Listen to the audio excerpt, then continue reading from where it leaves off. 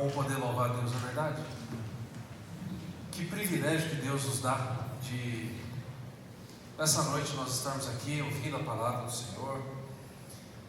Poderíamos estar fazendo tantas outras coisas, mas Deus, Ele tem um plano para nós.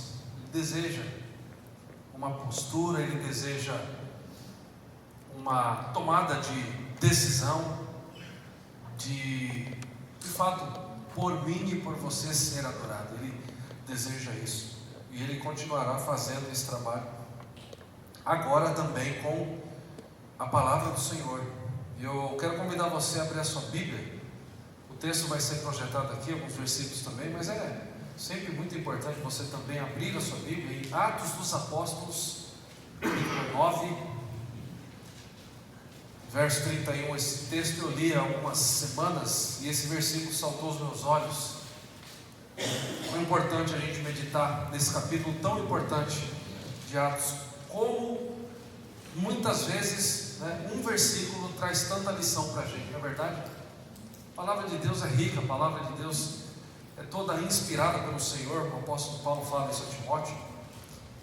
E eu gostaria de fazer então a leitura do verso 31 do capítulo 9 de Atos, que diz assim: a igreja, na verdade, tinha paz por toda a Judéia, Galileia e Samaria, edificando-se e caminhando no temor do Senhor, e no conforto do Espírito Santo crescia em número. Vamos orar mais uma vez. Pai, nós estamos aqui diante da Tua palavra e pedimos a Tua bênção, que o Espírito Santo, ó Pai, que em nós habita pela Tua graça, aplique a Tua palavra nas nossas mentes e corações, e que o Senhor nos transforme, para que saiamos daqui, ó Deus, Te conhecendo mais, com o desejo de vivermos para a glória do Senhor, como igreja do Senhor que cresce, o crescimento que vem de Ti. Nós oramos agradecidos em nome do Senhor Jesus. Amém. Irmãos, nós estamos aqui na igreja de Cristo. Você tem noção disso? Nós estamos no meio da igreja. Enquanto você se dirigia para esse lugar, você certamente passou na frente de uma padaria, passou na frente de uma lanchonete, de uma pizzaria. Hoje as pessoas estão por aí. Para muitos o domingo é um dia de descanso, descanso merecido depois de uma semana toda de trabalho. Mas nós estamos aqui por quê? Porque Deus nos ama mais do que os outros. Uma coisa eu tenho certeza, que Deus, Ele tem um plano para nós. Ele tem um plano para a minha vida e para a sua. Ele tem um plano para essa igreja. Assim como eu tenho certeza que pastores das outras igrejas presbiterianas aqui na cidade, outras igrejas também de outras denominações que são sérias, que buscam a palavra de Deus. A igreja presbiteriana não é a única igreja de Cristo Jesus, mas nós louvamos a Deus porque é uma igreja que tem as suas dificuldades, os seus desafios. Talvez a melhor palavra seria os desafios, mas nós buscamos o conhecimento da palavra, nós buscamos com seriedade isso. Nós queremos de fato estarmos na cultura e sermos assim instrumentos de bênçãos, mas não moldados pela cultura que nós vivemos, porque nós queremos ser moldados pela palavra, não é verdade? E eu sei que os outros pastores das suas igrejas, eles muitas vezes sentem isso. Deus tem um plano para nós, e nós temos um plano aqui. Ele tem um desejo para cada um de nós, e ele é muito bem colocado de forma muito resumida aqui nesse versículo que nós lemos, o verso 31 do capítulo 9. Se você tiver com a sua Bíblia aberta, você vai perceber que Atos 9 vai marcar um momento muito importante, decisivo na história da igreja, porque logo no início você tem a conversão de um homem chamado Saulo de Tarso, que era até então o principal perseguidor de cristãos e havia se tornado um pregador do Evangelho de Cristo Jesus, não é verdade? Quando nós lemos Atos, muitos dizem, eu acredito que estejam certos, de que aqui nós temos um manual para a vida cristã. Muitos vão dizer também que o livro deveria chamar Atos do Espírito Santo, através dos apóstolos, porque nós temos o nome de Atos dos Apóstolos. Mas nós percebemos aqui a importância do Espírito Santo agindo na vida daqueles homens, que alguns deles caminharam com Jesus, conheceram Jesus e continuaram a missão que o Filho de Deus veio aqui nessa terra fazer. Interessante que quando Jesus ele inicia o seu ministério, os evangelhos vão mostrar que ele tinha pelo menos duas linhas de trabalho bem definidas para que as pessoas conhecessem quem ele era. Ele sempre dizia: eu vim para pregar o evangelho, e ele também tinha o seu ministério de misericórdia. Quantas vezes ele curou enfermos, ressuscitou mortos. Então ele mostrava também que a misericórdia fazia parte, daquele que é membro do reino dos céus, do reino de Deus, do qual ele havia dito: ele está aqui, é chegado esse reino. Mas é verdade também que depois da partida de Jesus, depois da sua morte, ressurreição, ascensão aos céus, a igreja também enfrentava momentos de dificuldade, de perseguição. Às vezes ela vinha mais forte, às vezes ela diminuía temporariamente. Mas aqui Lucas, em Atos, ele faz questão de mostrar para nós que o crescimento da igreja não aconteceu apenas porque naquele momento a perseguição, a oposição diminuiu. Não. Ele veio mostrar para nós que o crescimento da igreja estava diretamente ligado à ação de Deus na vida de uma igreja espiritualmente saudável. Esse versículo aqui, meus irmãos, ele resume a vida da igreja primitiva em pelo menos 4 características aqui, olhando aqui para esse verso 31. Era uma igreja de paz, era uma igreja de edificação, ela era edificada, era uma igreja que possuía o temor do Senhor e o consolo do Espírito Santo.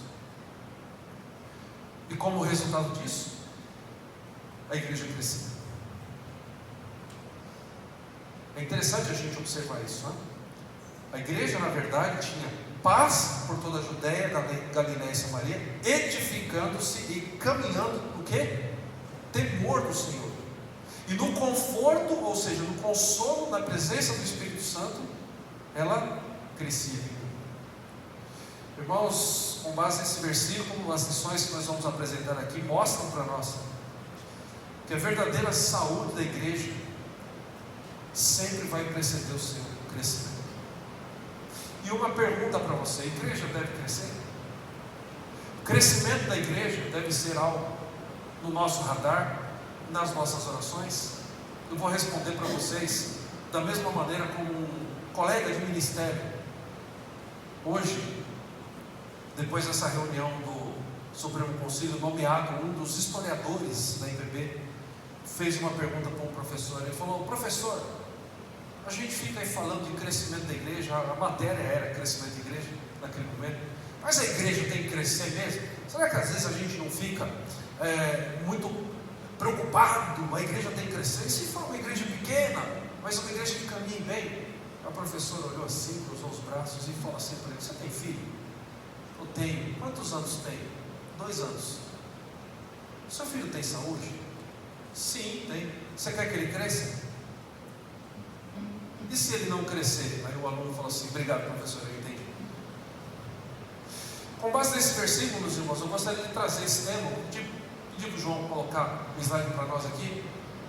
Se possível, pedir para o Marcelo apagar ali essa luz daqui da frente também, para a gente enxergar melhor. A igreja que Deus faz crescer. Esse é o tema, a igreja que Deus faz crescer, com base em Atos, capítulo 9, verso 31. E eu vou pedir para o João mudar, já colocar a primeira lição que esse versículo nos traz. Essa primeira lição nos diz que uma igreja cresce quando ela vive em paz e ela busca edificação. Tem muita gente falando sobre o crescimento de igreja usando métodos que não são bíblicos. Nós estamos aqui olhando para Atos dos Apóstolos, para um versículo que mostra para nós que a igreja estava crescendo, e nós precisamos olhar não para os métodos que as pessoas estão usando, porque nem todos são saudáveis, mas a gente olha para a palavra de Deus. E aqui o texto diz para nós que uma igreja ela vai crescer quando ela vive em paz e ela busca edificação. O versículo começa assim, na verdade. A igreja, na verdade, tinha paz. Ela tinha paz por toda a Judéia, Galiléia e Samaria. E paz aqui, mais uma vez eu digo, não significava ausência completa de problemas. Não. Muitas vezes os problemas estavam lá, as dificuldades estavam lá. As pessoas não são perfeitas para fazerem parte da igreja de Cristo Jesus. Eu não estou aqui porque eu sou perfeito, você não está aí também porque você é perfeito. Porque se formos muito sinceros conosco mesmo, se você fizer um exercício de uma autoanálise, você vai perceber muita coisa que você mesmo vai tomar nota e você mesmo vai dizer: eu preciso mudar nisso. Nós, no seminário, às vezes brincávamos que existe aqueles que vivem a teologia Maria Gabriela, aquela novela da Gabriela, né? Ah, eu nasci assim, eu vou morrer assim, eu sou assim. Mas o homem e a mulher, quando ele encontra Cristo, ele abre mão do jeito dele para ser do jeito de Cristo. E quando ele está no meio dessa busca, desse caminho, quando ele está lendo a palavra, quando ele está olhando para a vida do Senhor Jesus, quando ele olha para textos que falam sobre santidade, quando ele olha para textos que mostram o dano do pecado, ele começa a mudar. Ele fala assim: olha, eu tenho um problema, o meu problema é com uma mentira, eu tenho o hábito da mentira. Olha, o meu problema é que eu sou uma pessoa muito egoísta. E ele vai mudando, não é verdade? Nós vamos mudando. E quando o Senhor aqui, ele usa Lucas para registrar que a igreja tinha paz por toda a Judéia, Galiléia e Samaria, vamos lembrar que estes que estavam vivendo, né, esse momento histórico, eles conheceram o Senhor Jesus.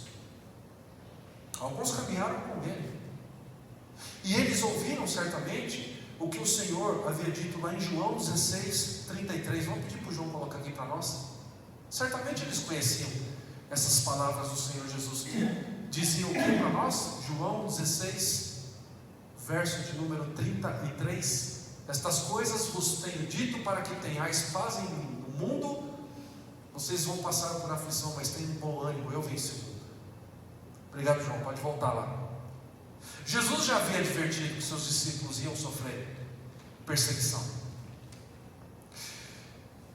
Mas essa paz, ela se tratava do quê? De um período de estabilidade concedido por Deus, pela providência divina, para que a igreja pudesse amadurecer. Vou dizer para nós, irmãos, Lucas ele usa esse momento aqui da carta para destacar que a igreja não estava desperdiçando tranquilidade. Ele está registrando para nós que esta paz acontecia. E enquanto acontecia essa paz, pelo estudo do livro de Atos, você pode confirmar que esta paz fortalecia os irmãos. Era um momento onde a comunhão era bem trabalhada.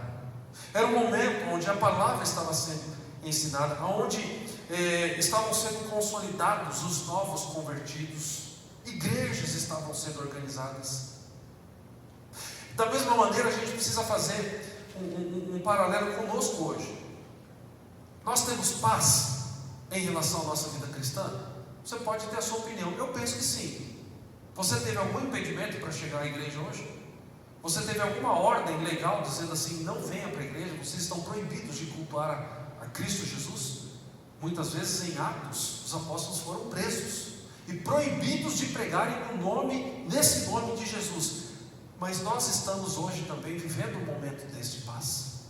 Então, se nós olhamos para Atos e percebemos que enquanto havia paz, havia o fortalecimento da comunhão, havia o ensino da palavra, eu preciso perguntar, cada um de nós aqui, pergunte para você, enquanto membro do corpo vivo de Cristo, eu estou também sendo edificado? Eu estou trabalhando a minha comunhão com os meus irmãos?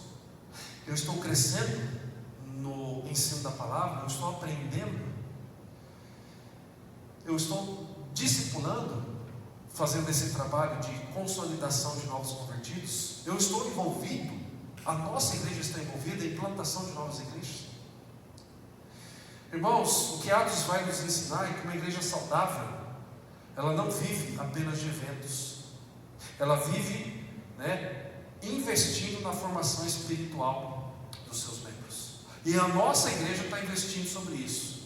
Amanhã nós vamos ter mais um encontro sobre discipulado aqui às 19h30, estudando sobre santificação. Hoje nós tivemos um momento muito precioso na nossa escola bíblica dominical. Irmãos, eu fiz a leitura da lição. Não seria eu o professor, eu já sabia. Nós temos aí a nossa escala.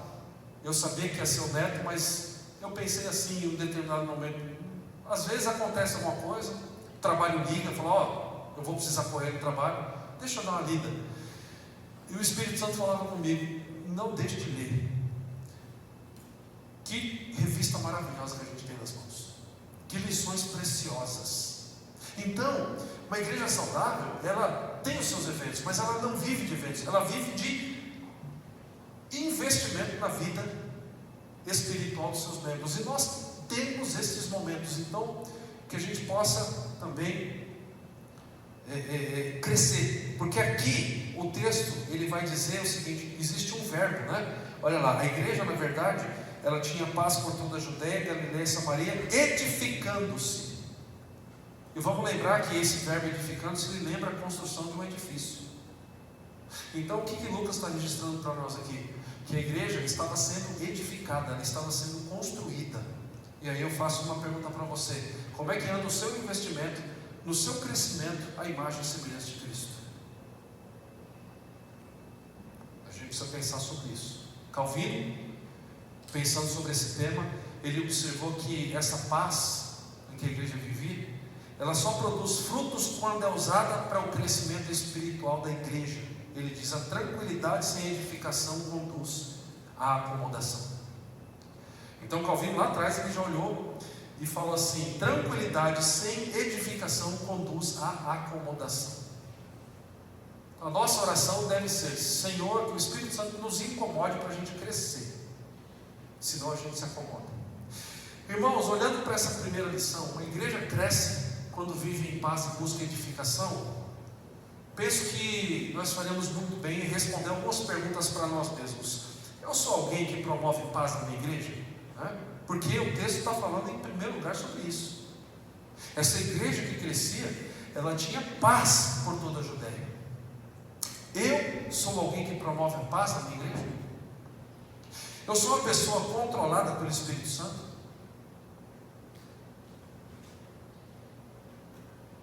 Nós cantamos agora, né? As palavras dos meus lábios e o meditar do meu coração sejam agradáveis a ti. Perceba que tudo isso que nós estamos fazendo para o nosso crescimento. Então eu preciso ser intencional em buscar esse crescimento. Atos 9:31 nos ajuda a lembrar desse momento em que o Senhor dava um crescimento à igreja, e nós estamos aqui apenas olhando para alguns destaques, algumas lições que nós vamos fazer muito bem, em cumpri-las. E esta primeira lição é que uma igreja cresce quando vive em paz. Eu sou alguém que promove a paz na minha igreja? Se eu percebo dois irmãos ali meio assim, eu oro a Deus, eu peço a Deus para que eu seja um instrumento de bênçãos. Se eu estou vendo alguma situação, eu trabalho para que a unidade não seja desfeita. A gente precisa pensar sobre isso. Mas eu gostaria de trazer uma segunda lição também. A primeira é essa que fala sobre paz. A igreja, ela cresce quando ela vive em paz e em busca de edificação. Mas esse pequeno versículo também nos traz uma segunda lição. Vou pedir para o João colocar. Uma igreja cresce quando ela anda no temor do Senhor. Eu gostei desses pontos porque eles são muito simples da gente perceber, mas às vezes eles não são tão simples de praticar. Uma igreja cresce quando ela anda no temor do Senhor. E da onde eu tirei essa lição? No versículo. A igreja, na verdade, olha lá na sua Bíblia, tinha paz por toda a Judéia, Galileia e Samaria, vírgula, edificando-se e caminhando no temor do Senhor. Uma igreja cresce quando ela anda no temor do Senhor, caminhando no temor do Senhor. O temor do Senhor é um dos grandes temas da Escritura Sagrada, sabia disso? E esse temor não significa esse medo servil, significa o que? Reverência, submissão, obediência, consciência constante da santidade de Deus. Sabe por quê, meus irmãos? Porque se nós esquecemos de caminhar no temor do Senhor, assim como eu disse lá em cima, que a gente, usando a frase de Calvino, a tranquilidade sem edificação conduz à acomodação. Se eu estiver tranquilo e eu não buscar crescer, ser edificado no temor do Senhor, eu vou correr o risco na minha vida de deixar de sentir a reverência a Deus, de me submeter a Ele, de obedecê-lo e de conscientemente, conversar sobre a santidade de Deus. A gente vai começar a achar que minha vida está boa do jeito que está aqui, não mexe não, está tudo tranquilo. E a gente vai deixando as coisas passarem. Vou pedir para o João colocar um outro texto para nós, Lucas 6,46. O que pode acontecer com uma pessoa que perde a perspectiva, do temor do Senhor? Olha lá o que Lucas 6,46 diz: por que me chamais Senhor, Senhor, e não fazeis o que eu vos mando? Que palavra de Jesus difícil, né? Mas quando a gente lê os evangelhos, pode voltar, João, obrigado. Quando a gente lê os evangelhos, a gente percebe que Jesus não tinha medo de dizer palavras difíceis. Ele traz palavras maravilhosas. Eu sou manso e humilde de coração. Venham a mim, vocês que estão cansados, sobrecarregados. Uma palavra maravilhosa. Mas para aqueles que eram obstinados, e nós falamos sobre obstinação hoje aqui pela manhã também, olha que oportunidade que a gente está tendo de crescer, e como nós estamos crescendo aqui na nossa escola bíblica dominical. Louvado seja Deus por isso. Quando nós esquecemos de sermos intencionais nesse crescimento, a gente pode deixar a reverência de Deus de lado. E Ele diz: por que vocês me chamam Senhor, Senhor, e não fazem o que eu mando?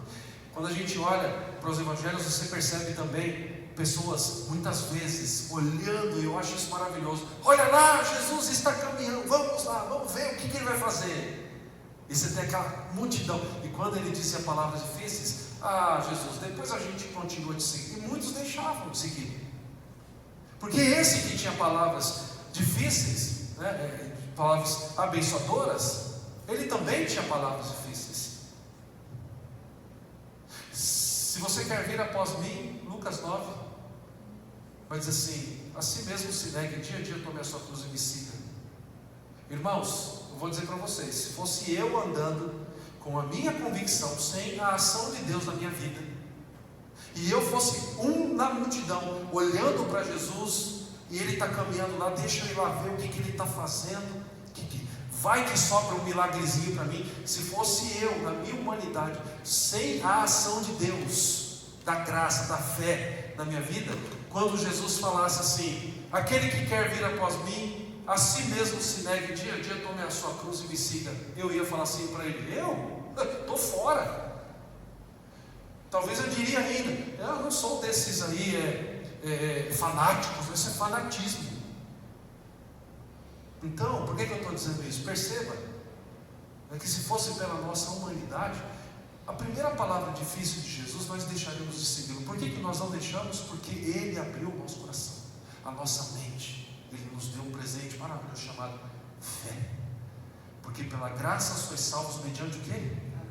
E isso não vem de vocês, é dom de Deus. Então, o temor do Senhor é um dos grandes temas que nós precisamos trabalhar na nossa vida. Reverência, submissão, obediência. E é interessante que quando o temor do Senhor é apresentado, existe uma palavra antes que diz o seguinte, olha lá: edificando-se e caminhando no temor do Senhor. E esse verbo, essa expressão caminhando, também indica para nós um estilo de vida contínuo. Então eu não posso em momento algum dizer: eu já aprendi tudo sobre o temor de Deus. Eu preciso continuar aprendendo, eu preciso continuar nesse caminho, continuar olhando para a palavra de Deus, para esse grande tema do temor do Senhor, e continuar crescendo à semelhança do Senhor Jesus. É interessante que a igreja aqui, nesse momento, ela não conhecia apenas doutrina, ela vivia diante de Deus, ela buscava vida. E quando Lucas registra que ela era edificada e caminhava no temor de Deus, a gente precisa entender também, esse temor de Deus, ele vai nos proteger do quê? Do orgulho, do pecado, da superficialidade, do mundanismo. Então, se você quer crescer a imagem né, de Cristo, se você quer ser mais parecido, você precisa caminhar no temor de Deus, porque a igreja crescia. E a segunda lição que nós estamos olhando, também quando ela andava no temor do Senhor. É essa reverência, é essa necessidade, eu preciso conhecê-lo mais. Irmãos, o temor do Senhor significa para nós o seguinte: em Lucas 6,46, o texto que o João colocou para nós: por que vocês me chamam Senhor, Senhor, e não fazem o que eu mando? O temor de Deus deve chegar na nossa mente e coração, e a gente fala assim: eu preciso conhecer. Porque se eu não conhecer a vontade de Deus, como é que eu vou obedecer aquilo que eu não conheço? E aí isso tem que levar a gente a refletir: mas eu ando estudando a palavra de Deus? Não estou falando aqui na escola bíblica dominical, nem no momento do culto, mas na minha casa tem sido prioridade para mim. Irmãos, nós fizemos em um tempo que nós compramos curso de tanta coisa. Qual foi o último curso que nós compramos para aprender mais da palavra de Deus? Qual foi o último livro que nós lemos para que nós pudéssemos conhecer mais? Por quê? Porque esse temor deve gerar isso na gente, essa reverência. Eu preciso conhecer mais de Deus. Eu preciso. A intimidade do Senhor é para aqueles que o temem. Está lá no Salmo 25. Eu preciso conhecer mais de Deus. Um grande comentarista da teologia reformada chamado Matthew Henry, ele afirmou certa vez que o temor do Senhor é a atmosfera na qual a igreja floresce. Ele ainda escreveu: onde Deus é reverenciado, a sua graça opera poderosamente. Aí eu faço mais uma pergunta para mim e compartilho com você: eu posso afirmar que o temor do Senhor é uma referência na minha vida? Eu posso afirmar que o temor do Senhor me faz buscar mais depender do Espírito Santo? Porque afinal de contas nós fazemos parte da igreja. E nós vimos até aqui duas lições: a igreja cresce quando ela vive em paz e busca edificação.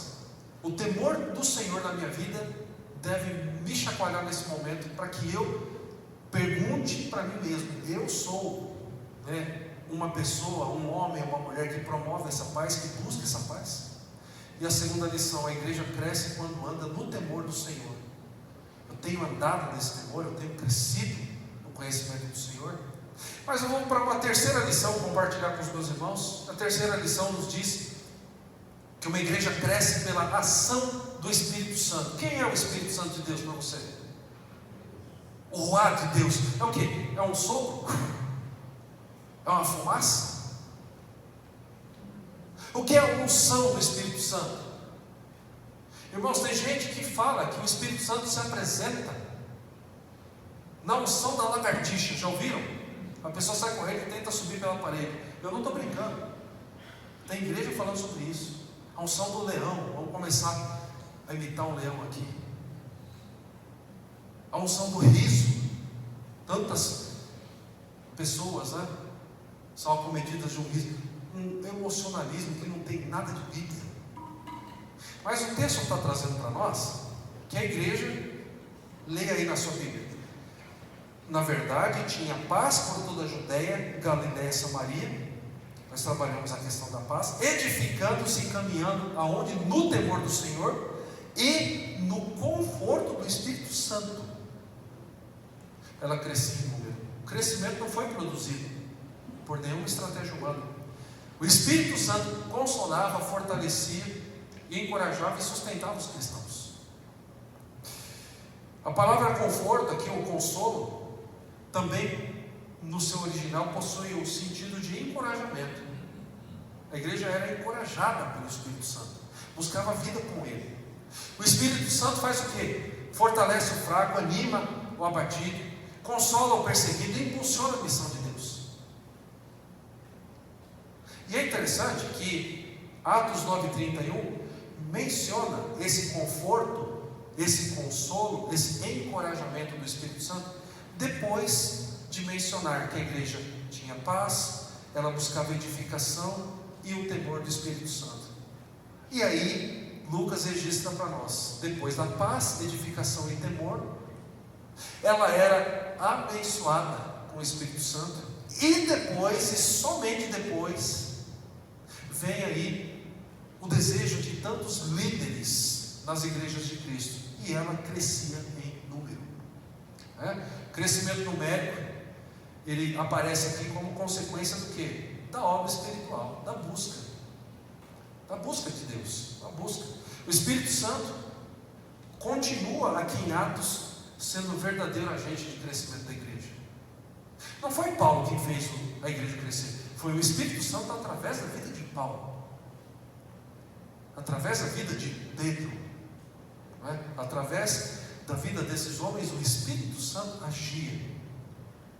O pastor John Stott escreveu um livro fantástico, um comentário sobre Atos muito bom. Escreveu um outro livro também chamado Discípulo Radical, vale a pena você estudar. John Stott, ele destacou certa vez que em Atos a expansão da igreja nunca é atribuída à capacidade humana, mas à atuação soberana do Espírito Santo por meio da palavra. Em Atos, Stott dizia, o que é relatado para nós é que a igreja, o seu crescimento nunca foi atribuído à capacidade dos homens, mas à ação soberana do Espírito Santo. E aí eu faço mais uma pergunta para mim, e mais uma que eu quero compartilhar com você. Eu posso afirmar que pela ação do Espírito na minha vida a igreja cresce? Eu sou um instrumento usado por Deus? Eu estou no processo de ser cheio do Espírito Santo? Vou pedir para o João mais uma vez aqui, por favor, João, coloque para nós Efésios 5:18. Será que eu posso olhar para a minha vida hoje e dizer que eu estou envolvido nessa obra? Vamos ler todo mundo junto? E não vos embriagueis com vinho, no qual há dissolução, mas enchei-vos do Espírito. Alguns exegetas dizem que a melhor tradução seria mais sejam cheios pelo Espírito, no sentido de que Deus deseja, Ele ordena que nós sejamos cheios do Espírito. Mas lembra das palavras que eu mencionei lá em cima, de João Calvino? Quando Calvino disse para nós que a tranquilidade sem edificação conduz à acomodação, talvez aí nós tenhamos um grande desafio para as nossas vidas. A tranquilidade que nós vivemos hoje, se eu não buscar essa edificação, ela vai me levar à acomodação. Tá bom do jeito que está. Em time que está ganhando não se mexe, deixa quieto, deixa assim, tá bom. E aí entra ano e sai ano, e eu vou olhar para Efésios 5:18 e eu vou dizer: olha, Deus deseja que eu seja cheio do Espírito Santo, mas eu não estou envolvido nisso. E aí entra ano e sai ano, e aí a gente vai percebendo, e que a igreja, ela cresce quando as pessoas promovem paz, ela cresce, quando ela busca edificação, ser edificada no temor do Senhor. E aí pode acontecer de entrar ano e sair ano, e eu ainda continuar achando que o Espírito Santo é uma fumaça, que quando ele age, alguém vai ter que sair falando em línguas. Isso fazendo uma referência a esse movimento pentecostal e neopentecostal, que muitas vezes ele é tirado completamente do contexto bíblico e trazido como uma prova de que tal pessoa, de que tal líder tem a unção do Espírito Santo, porque ela fala em línguas. Alguns anos atrás, eu ainda era pastor auxiliar na igreja presbiteriana de Assis, e nós tínhamos um projeto de música, era muito legal. Tinha um maestro que tinha um projeto de instrumentos de sopro, saxofone, trompetes, era muito bonito, mas a gente fazia parte da cozinha, tocando contrabaixo. Então a gente tinha lá o contrabaixo, guitarra, teclado, e fomos cantar em uma outra igreja, uma outra denominação. E ali de repente o pastor estava muito sério, o pregador, ele estava com a roupa tão impecável que se ele virasse eu falei, vai quebrar, E ali ele, o tempo todo, ele pregou uns 40 minutos, parecia o Galvão Bueno narrando a final da Copa do Mundo, Brasil e Alemanha. Porque Deus... E no final ele soltou uma frase em inglês. O casal que estava na minha frente, eu nunca mais esqueci disso. Ele olhou para a esposa olhou para ele. Que homem de Deus! E eu fiquei perguntando para mim mesmo, o que ele quis dizer? Por quê? Porque Paulo, ele dizia, eu falo em línguas, mas eu prefiro, o dom da profecia. Porque quando existe línguas e não há a interpretação, não há edificação. Se não há edificação, não há crescimento. Mas aquele casal, sem entender isso, que homem de Deus. Não estou dizendo que não existe o dom de línguas, mas ele não é por si só evidência de uma vida dirigida pelo Espírito. Evidência de uma vida dirigida pelo Espírito é aquele que rouba, não roube mais, antes trabalhe com as mãos. É aquele que ama ao Senhor seu Deus e ama ao próximo. É aquele que olha para a palavra e deseja crescer na graça do conhecimento de Cristo. Aquele que vive o Evangelho. Isso é evidência do Espírito Santo. E essa lição traz para nós: uma igreja cresce pela ação do Espírito Santo. Quer começar a investir na tua vida? Usando a presença do Espírito? Comece a sua leitura bíblica diária e ore e fala: Senhor, me ajuda a ler e a interpretar corretamente a palavra do Senhor. Em nome de Jesus eu peço a Deus. Quer ser cheio do Espírito Santo? Leia lá as obras da carne, o fruto do Espírito. Mas o fruto do Espírito é amor, alegria, paz, longanimidade, benignidade, bondade, mansidão, domínio próprio. Que adianta a pessoa falar em línguas e você fazer uma pergunta para ela: quem que você está achando que você é? E isso acontece, irmãos. Uma vez lá na cidade mesmo, que eu já mencionei, aconteceu de um rapaz de uma outra igreja, de uma outra denominação, falou: pastor, eu vou ter que sair, eu fui expulso da minha denominação. Eu falei: você foi expulso? Ele falou: eu e a minha esposa. Ele falou: mas o que aconteceu? Aí eu já fiquei pensando, falei: cometeu algum pecado. Ele falou: não, pastor, um dia acabou o culto, e no meio do culto, o pastor ele falou uma palavra, e a minha esposa perguntou para mim: que palavra que é essa que o pastor falou? Eu falei: não sei. Na hora que acabou o culto, o pastor estava lá com seus auxiliares, cumprimentando os irmãos, ele falou: pastor, deixa eu fazer uma pergunta, o que significa a palavra que o senhor falou? O pastor olhou para ele e falou assim: você está se levantando contra o jeito de Deus, e fez um escândalo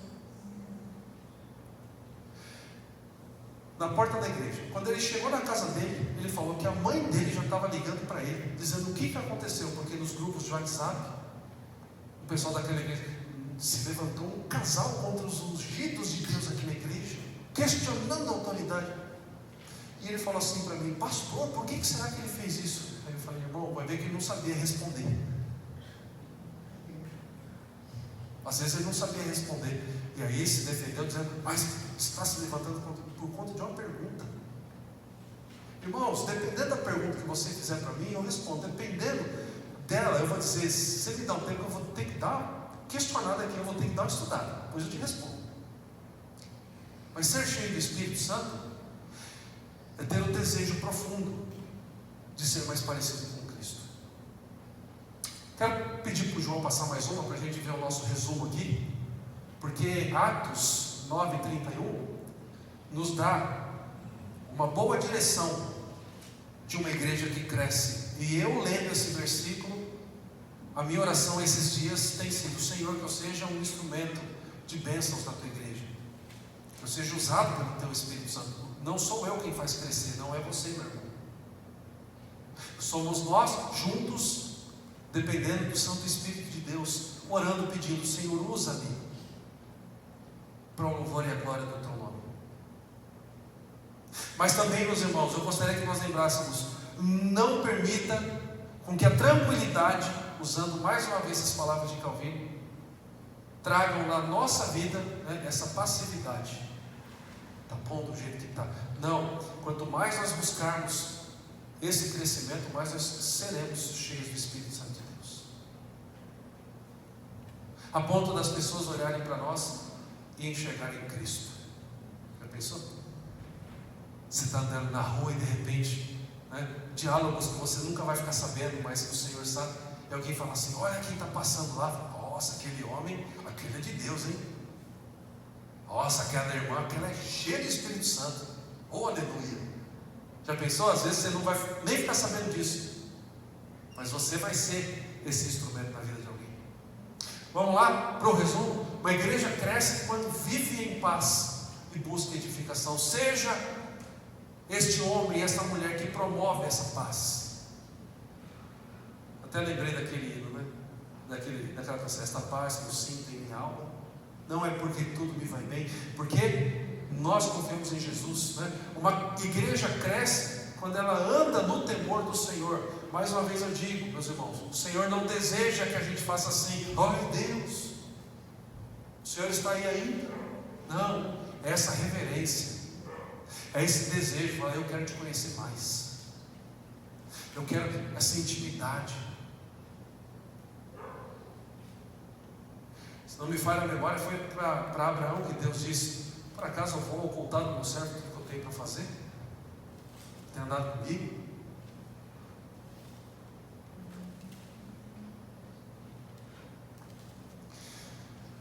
E uma igreja cresce pela ação do Espírito Santo. Quem é o Espírito Santo de Deus? Quem Ele é? O que Ele é?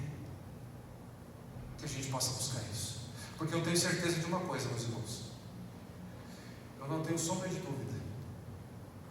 O desejo de Deus para essa igreja é que essa igreja seja uma igreja fiel, bíblica. E para isso, nós devemos desejar esse crescimento, entendendo que esse crescimento, quem dá é o Senhor. Eu desejo que você possa voltar para sua casa incomodado com essa mensagem, como ela tem me incomodado, no sentido de: Senhor, o nosso incômodo, meus irmãos, tem que ser mais ou menos assim: Senhor, o Senhor tem sido tão bom para mim, eu piso tanto na bola com o Senhor. Às vezes a gente não se sente assim. Às vezes você não ora assim: o Senhor tem sido tão bom.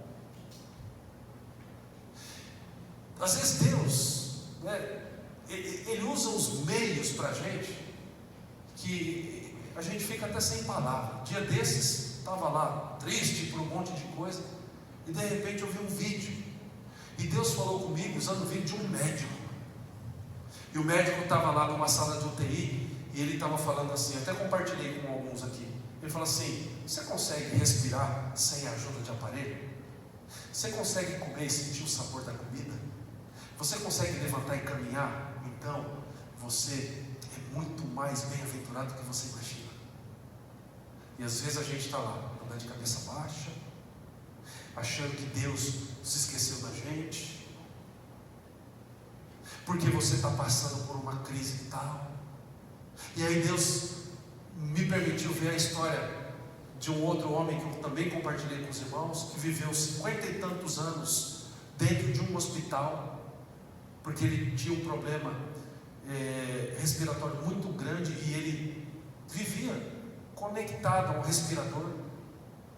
E era uma pessoa que ficou conhecida como uma pessoa que valorizava tanto a vida, que dizia: vale tanto a pena viver. E depois de ver esses vídeos, é como se Deus perguntasse para mim: o que mais você quer? Você tem uma casa, você tem uma igreja, você tem uma família, você tem irmãos, você tem saúde, você tem a capacidade de tomar um café e falar que gostoso, de comer um doce. Às vezes a gente come bastante doce, né? E aí a gente fala: que doce maravilhoso, comer uma comida, dar risada com seus irmãos. A gente tem a capacidade, irmãos, de abrir a Bíblia e ler como está escrito lá em Pedro: porque antes vocês não eram nem povo, mas agora vocês são povo de propriedade exclusiva de Deus. A gente tem a oportunidade de ler Jesus dizendo: e eis que eu estou com vocês todos os dias até a consumação dos séculos. A gente tem a capacidade de ler, e ao mesmo tempo que a gente lê a Bíblia, o Espírito Santo aplica, e que se alguém está em Cristo é nova criação, as coisas antigas já passaram, eis que tudo se fez novo. E quando você lê isso, o Espírito Santo aplica para você: você faz parte disso. E se eu permitir, com tudo isso, com que a tranquilidade da minha vida espiritual não me leve a buscar a edificação, eu vou acomodar. E acomodado eu vou ficar olhando a vida que os outros pintam nas redes sociais. A vida de rede social é tudo linda, né? E aí eu vou ficar olhando assim, nossa, né? Eu vou ficar igual o coiote, né? Ó céus, ó vida. E é isso que o inimigo quer, que a gente esqueça de Jesus na nossa vida. Irmãos, lembrem mais uma vez o que eu disse na liturgia. Não estava escrito aqui não, mas foi Deus que me mandou dizer aquela hora. Você não é mais definido pelos seus pecados, você é definido pela presença de Cristo na tua vida. Você crê nisso? Então vamos orar, vamos pedir isso ao Senhor. Obrigado, Pai, pela tua graça, pela tua misericórdia. Obrigado porque o Senhor, neste texto tão curtinho em palavras, mas profundo, Pai, no seu significado de Atos 9:30, nos mostra que é possível para cada um de nós aqui sermos agentes de paz, que buscam esta edificação no Espírito, e no Espírito são usados para o louvor da glória do Teu nome. Isso é possível porque o Senhor, ó Pai, possibilitou tudo isso. Pelo mérito de Cristo nós somos, ó Deus, os Teus filhos e filhas amados. Nós somos retirados de um império de trevas e transportados para o reino do Senhor Jesus, no qual temos a redenção, o perdão dos nossos pecados, e aonde também recebemos como presente, como dádiva do Senhor, a nossa permanência eterna contigo, vida eterna com o Senhor. Louvado seja o Teu nome, Pai. Não permita com que os enganos do inimigo nos desanimem. Não permita com que os nossos pecados, ó Deus, nos ceguem a ponto de acharmos que o Senhor não nos ama mais. Não permita com que a tranquilidade aparente que muitas vezes nós vivemos apague de cada um de nós, ó Deus, o sentimento de que a nossa missão como igreja é viver para a glória do Teu nome. A igreja é o povo de Deus em ação no mundo. Não nos permita esquecer isso, Pai. E que, confiados no Senhor, na Tua presença, na Tua graça, vivamos para a honra e glória do Teu nome. O Senhor, ó Deus, quer usar cada um de nós aqui. E o Senhor pode, porque o Senhor é Deus. A Tua palavra nos diz, ó Pai, quem é que pode te separar do amor de Deus que está em Cristo? Nós somos do Senhor, não seremos esquecidos, porque o Senhor não esquece nenhum dos Teus filhos. Nós somos amados do Senhor, porque a Tua palavra nos diz tantas e tantas vezes, e nos diz ainda que o Senhor nos amou enquanto ainda éramos pecadores. Quanto mais agora, que o Senhor, ó Pai, abriu mão da vida do Teu próprio Filho, de Jesus, do Teu primogênito, para que morresse no nosso lugar, para que levasse sobre Ele o peso do nosso pecado, para que nos tirasse, ó Deus, de uma vida de condenação eterna, e nos transformou nos Teus filhos e filhas amados. Nos ajuda a buscar essa edificação em Cristo, ó Pai, para conhecermos mais do Senhor e vermos o milagre do Senhor nesta igreja e através dela. Que muitas pessoas conheçam o Senhor através deste lugar, através da operosidade do Espírito Santo na vida de cada um de nós aqui nesse lugar. Nos encha com o Teu Santo Espírito, nos ajuda, Pai, a buscar essa vida com o Senhor, e que dessa maneira vivamos com o objetivo principal de viver para a honra e glória do nosso bom e amado e eterno Salvador. Nós oramos agradecidos, ó Pai, em Teu nome, Senhor Jesus. Amém. Amém. Que oportunidade maravilhosa, não é verdade? Que ao sairmos daqui que a gente possa lembrar, né, que o Senhor está conosco, nós não estamos sozinhos, e que a gente possa buscar em todo o tempo essa edificação. Irmãos, nós, antes dos avisos, nós vamos ficar em pé mais uma vez para receber a bênção do Senhor, e depois eu peço só mais a sua atenção por breves momentos para alguns avisos muito importantes. Confiando na presença do Senhor conosco, meus irmãos, confiando nos livramentos que o Senhor nos dará, e lembrando, né, de que no mundo nós vamos passar por aflições, mas lembrando das palavras do nosso Salvador: mas tenha um bom ânimo, eu venci o mundo. Quando a dificuldade se apresentar diante da gente, a gente apresenta Jesus para ela. Você acha que é grande? Eu sou de Jesus Cristo. Lutero que dizia que quando ele recebeu uma notícia ruim, ele cantava um salmo, e assim ele envergonhava o diabo. Que a gente possa fazer isso também, lembrando da palavra, lembrando daquele que é a palavra, em pessoa, Cristo Jesus, aquele que caminha conosco.